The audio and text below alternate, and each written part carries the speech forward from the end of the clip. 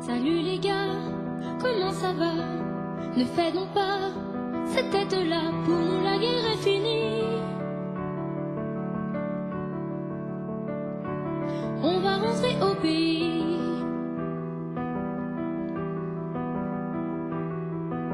Pendant 4 ans, j'avais gardé le médaillon de mon aimé, serré tout contre mon cœur. Pour oublier ma douleur,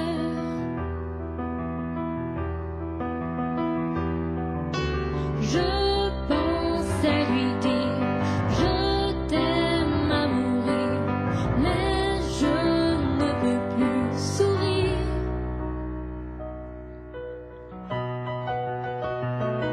Je m'en vais loin du bleu horizon, ces tranchées embrumées, pour retrouver mon cœur, ma liberté.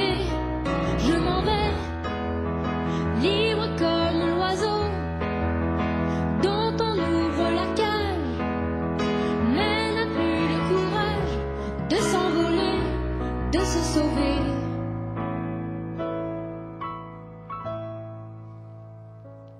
Pour résister,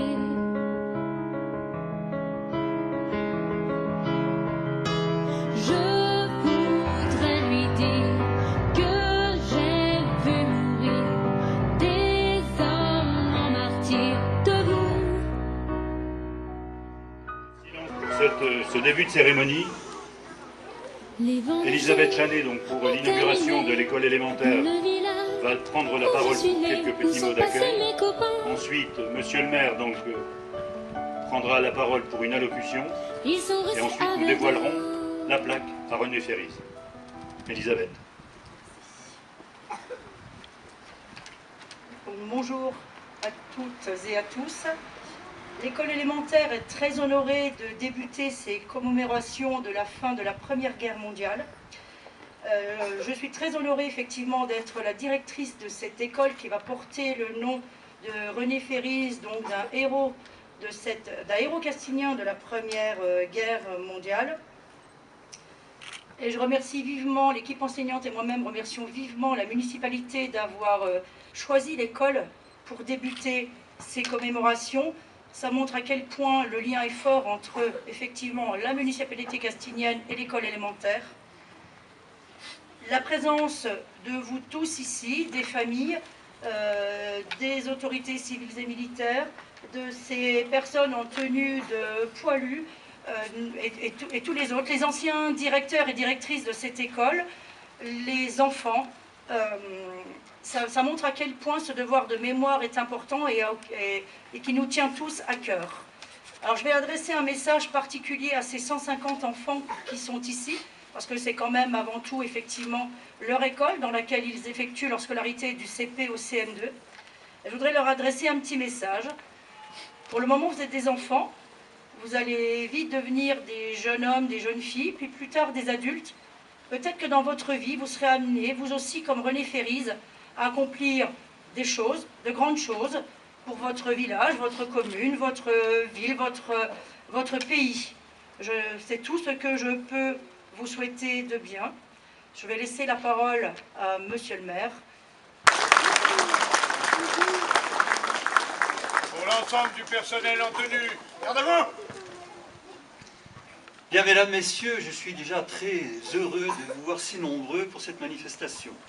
Et je voudrais en profiter pour saluer, mesdames, messieurs, les maires et les élus du territoire, mesdames et messieurs, les membres de l'éducation nationale, mesdames et messieurs, les représentants des corps constitués, mesdames et messieurs, les présidents d'associations, messieurs les porte-drapeaux, mesdames et messieurs, en vos grades et qualités, mesdames, messieurs, et puis surtout, vous tous, élèves de cette école de Châtenois, qui nous faites l'immense plaisir de nous accueillir chez vous, puisque vous êtes ici, chez vous, dans cette école.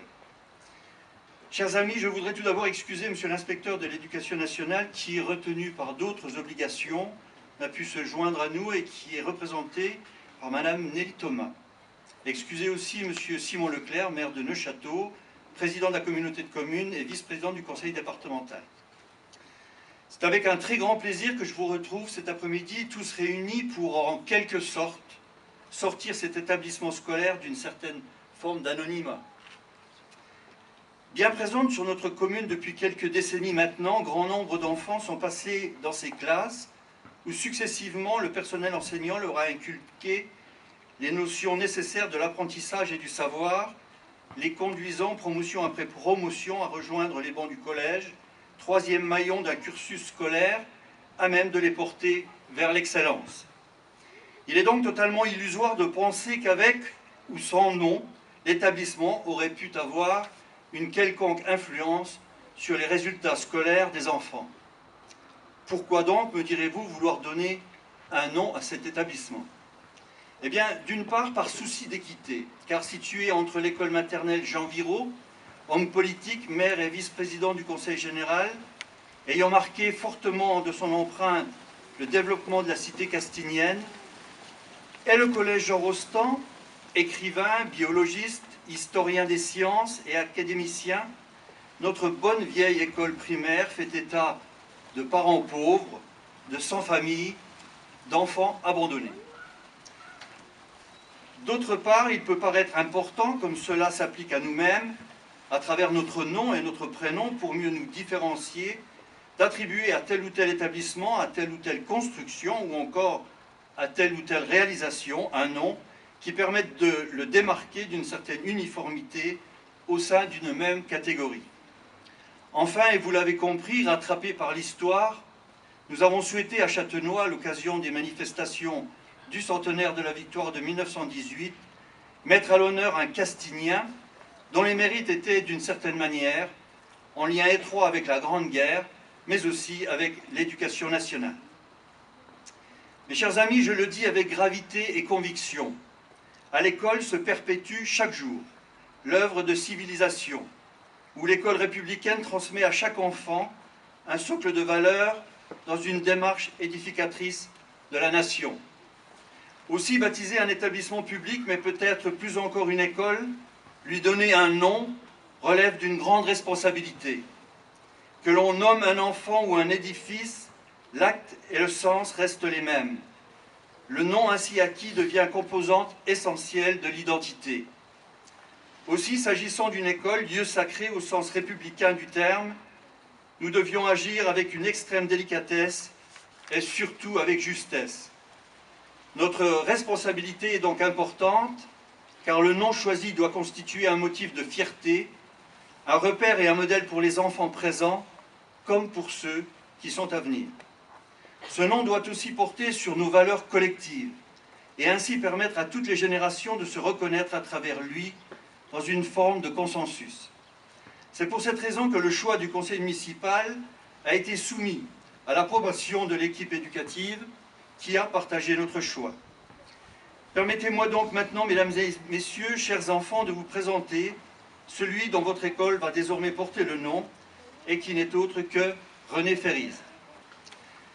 Pour vous parler de lui, je prendrai la liberté, si vous me le permettez, de ne citer que quelques extraits de cette biographie réalisée par notre ami François Perrault, que je remercie très sincèrement pour son implication dans cet important travail de recherche, ouvrage qui sera d'ailleurs à votre disposition à la fin de la cérémonie. René Ferrize vient au monde à Châtenois le 28 juin 1886 dans le foyer de Alfred Ferrize, marchand de vin, et de Marie-Thérèse Ferrize, née Houillon, où vit déjà son frère Charles, de 3 ans son aîné. Toute la petite famille habite la rue du Breuil et les 2 frères suivent leur scolarité à Châtenois. Pour diverses raisons, Marie-Thérèse, la maman, et ses 2 fils quittent Châtenois pour s'installer à Épinal, où les 2 frères poursuivent de brillantes études au collège, puis au lycée, et où René, en classe de première, obtient le premier prix en histoire-géographie et un 2e accessit en composition française.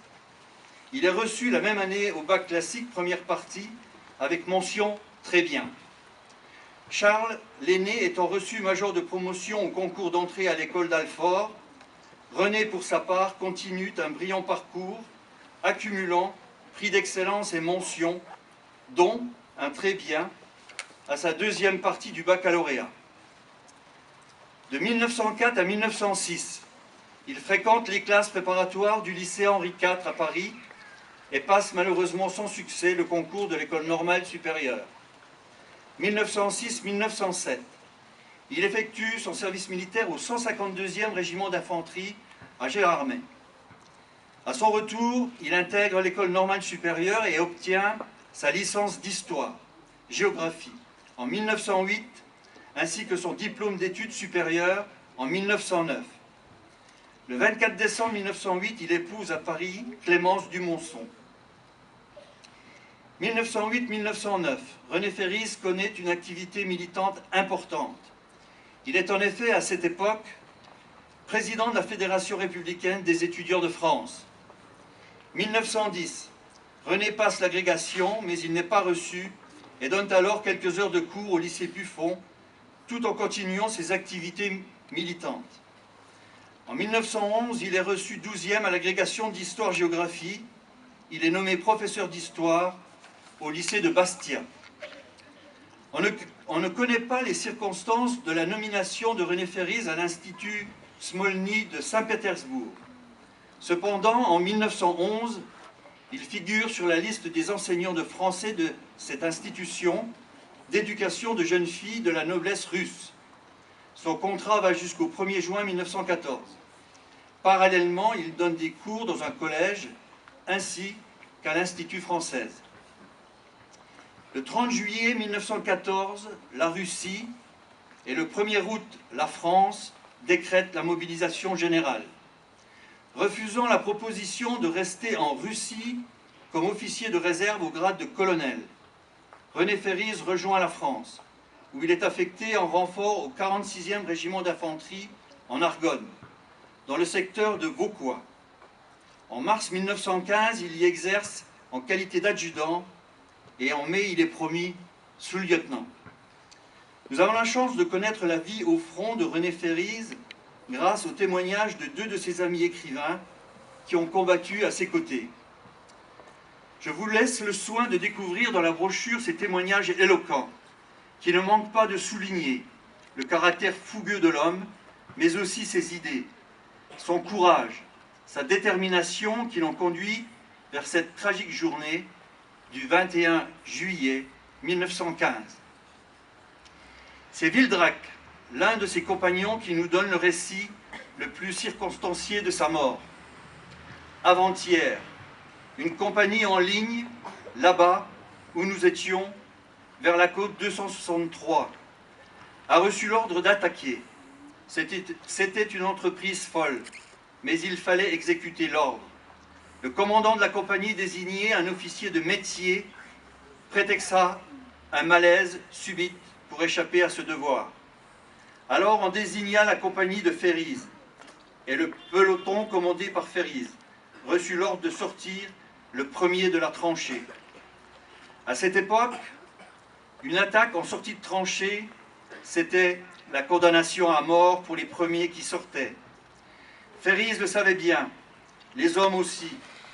Ferriz grimpa tout seul sur le parapet et cria « En avant !»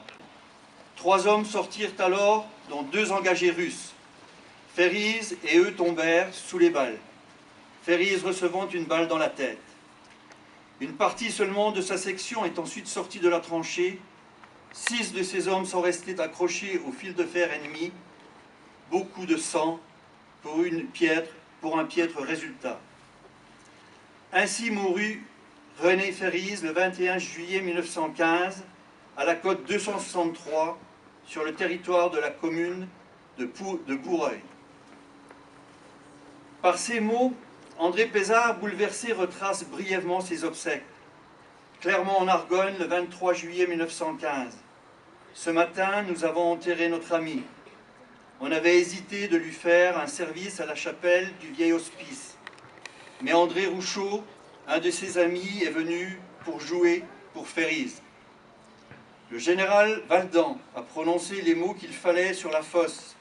Cependant, la voix du violon de Rouchot, dans cette petite chapelle trop claire, trop familière, est celle qui nous a fait comprendre que Ferriz était mort. Septembre 2015. de Russie parvient une lettre bien triste de la femme de Férise qui écrit « Je lui avais défendu d'être officier. J'ai même eu jusqu'à sa mort de la rancune contre lui parce qu'il avait demandé à aller au front quand il savait qu'on cherchait des volontaires pour l'Argonne.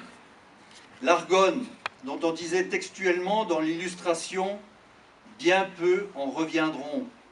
Je lui avais écrit que je lui défendais de commander une section puisque l'on visait toujours les officiers à la tête. Il n'a jamais pu voir des coups sans se jeter dans la mêlée. Avec un caractère comme le sien, il fallait entrer dans l'armée coloniale et se battre en Afrique, mais non pas se marier à 22 ans, comme il l'a fait. Voilà, mesdames, messieurs, une partie de ce que fut la trop courte vie de René Férise, et qui à elle seule cautionne, s'il en était besoin, notre souhait de donner à notre école ce nom prestigieux qui ne manquera pas d'être un exemple et un fil conducteur pour tous ces enfants qui nous accompagnent aujourd'hui et pour ceux qui leur succéderont. Je vous remercie.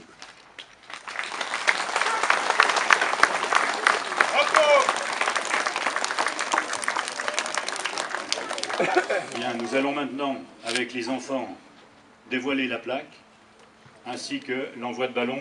Pareil pour les enfants qui sont désignés, vous pouvez approcher au ballon et à la plaque. Alors on y va tous les trois. On rattrape, allez, on y va.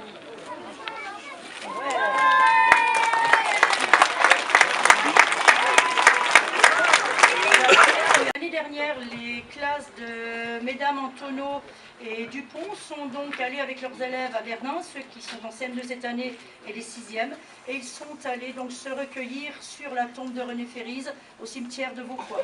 On y va ? En avant.